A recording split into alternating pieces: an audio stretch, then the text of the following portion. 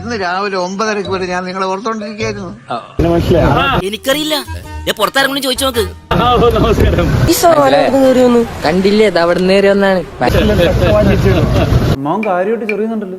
അമ്മാവൻ ചൊറിഞ്ഞൊറിഞ്ഞ് തല്ല് വെച്ച് കൂട്ടുന്നു തോന്നുന്നു.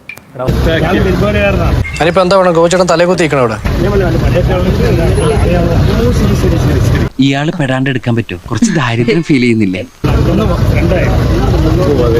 നിങ്ങളൊന്നും മിണ്ടായിരിക്കും, ഞാൻ ചെയ്യണ്ടേ?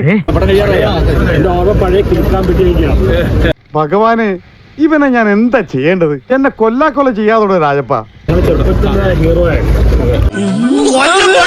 നിന്റെ പിന്നാലെ നടക്കാനല്ല, ഒപ്പം നടക്കാനാണ് എനിക്കിഷ്ടം.